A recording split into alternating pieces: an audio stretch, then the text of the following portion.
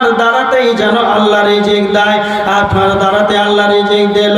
কিছুদিন যাবত যখন 2-2.5 বছর 3 বছর যখন হয়ে গেল, তখন আপনাকে আল্লাহ একটা সন্তান দিলেন। ওই ছেলেটাও আপনার দ্বারাতে রিজিক পেল। যখন আপনার 4টা ছেলে হয়ে গেল, আপনি 4টা ছেলের মালিক, অভিভাবক। আল্লাহ আপনার দ্বারাতে যেন 4টা ছেলেকে খাবার দেন। এমন অবস্থায় যখন 15, 20, 30 বছর যখন অতিবাহিত হয়ে গেল, পিতামাতা যেন বড় দুঃখতে উপনীত হয়ে গেল। পিতামাতা আর যেন পারছে না, পিতামাতার যেন বয়স হয়ে গিয়েছে, পিতামাতা কাজকর্ম করতে পারে না, বিছানা ছাড়া আর যেন কোনো গতি নাই। তখন আপনি আপনার পিতামাতাকে বলছেন, আব্বা মা, আর তোমাদেরকে কষ্ট করতে হবে না, আর থেকে তোমরা আমার দিকে খাবার খাবে। আল্লাহ আপনাকে দিয়ে আপনার পিতামাতার খাবারের ব্যবস্থা করলো। আবার কিছুদিন 5 বছর চলে গেল। এই 5 বছর যাওয়ার পর মাতাকে, পিতাকে, আব্বাকে যেন এমন একটা অসুখ হয়ে গেল, আব্বাকে যেন প্যারালাইসিসের রোগী হয়ে গেল। আব্বা দাঁড়িয়ে থাকতে পারে না। এই অবস্থায় যেন আব্বা দাঁড়িয়ে থাকলেই যেন পড়ে যায়। আপনার 4টা বোন আছে, 4টা বোনের বাড়িতে ফোন করে জানিয়ে দিলে আব্বা প্যারালাইসিস হয়ে গিয়েছে, আর পারে না। তখন আপনার 4টা বোন আপনার বাড়িতে আপনার আব্বাকে যেন দেখতে এলো। তারপরে আপনার 4টা বোন রিজিক পেল। আপনার বোনের 4টা বোনের 2টা করে ছেলে আছে, আর আপনার 4টা বোনের 8টা যেন আপনার ভাগনা চলে এলো। তো আমার আল্লাহ বলছেন, বান্দারে, তোমার এমন একটা দিন সময় অতিবাহিত হয়েছে, তোমার 1 প্লেট বিরিয়ানি জুটলো না। তোমার 1 প্লেট বিরিয়ানি খেতে গেলে কতটা চিন্তা ভাবনা, পকেটে টাকা কোনো টাকা নাই। আর তোমার কিছুদিন যাবত যেতেই না যেতে তোমার কাছ থেকে তোমার স্ত্রীর রিজিক পেল, তোমার সন্তান পেল, তোমার মা পেল, তোমার বোন পেল, তোমার ভাগনা পেল। এই 18-20 জন যেন তোমার বাড়িতে এসে খায়। ইন্নাল্লাহা হুয়ার রাজ্জাক, নিশ্চয় আমি হলাম রিজিকের মালিক। পৃথিবীর কেউ নাই রিজিক দিতে পারে। তুমি যে রিজিক তুমি নিজেকে মনে করো আমি ইনকাম করে এলাম, আমি প্রধানমন্ত্রী, আমি ব্যারিস্টার, আমি চাকরিজীবী, 1 লক্ষ টাকা মাস পাই, আমি দোকানে বাজারে গিয়ে যেন ক্রয় করে নিয়ে আসবো।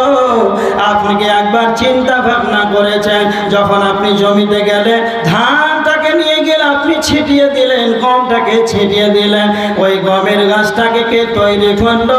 আবার 3 মাস যেতেই না যেতে একটা ধানের শীষে 70-80টা 100টা করে দানা এলো।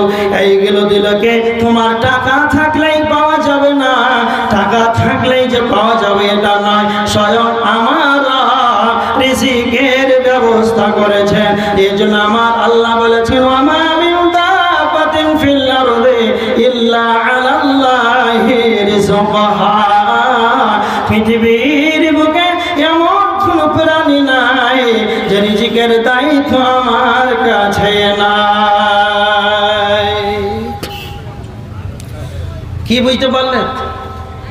আল্লাহ বলছেন, জান্নাতে যদি যেতে হয় তাহলে রিজিক ভয়ে, দারিদ্রতার ভয়ে, খাবারের ভয়ে সন্তান হত্যা করো না। যদি সন্তান হত্যা করো তাহলে জান্নাতে যাওয়া যাবে না। একটা হাদিস শুনে, বুখারীর হাদিস 4477 নম্বর হাদিস। আল্লাহ রাসূল সাল্লাল্লাহু আলাইহি ওয়াসাল্লামের কাছে এক সাহাবী এসে বলছেন, আল্লাহর নবী, আইয়ু যামবি আ'যাবু ইনদাল্লাহ, আল্লাহর নিকটে সবচাইতে বড় পাপ কোনটি?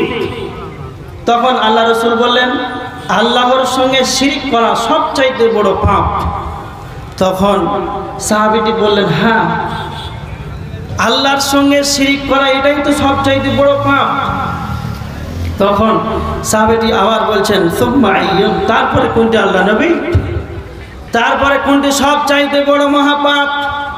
তখন বিশ্বনবী বললেন, ওয়ান তাকতুলা ওয়ালাদাকা তাখাফু আন ইউতামা, যারা খাবারের ভয়ে, দারিদ্রতার ভয়ে যারা সন্তান হত্যা করে, পৃথিবীর দ্বিতীয় বিশ্ব বড় মহাপাপ।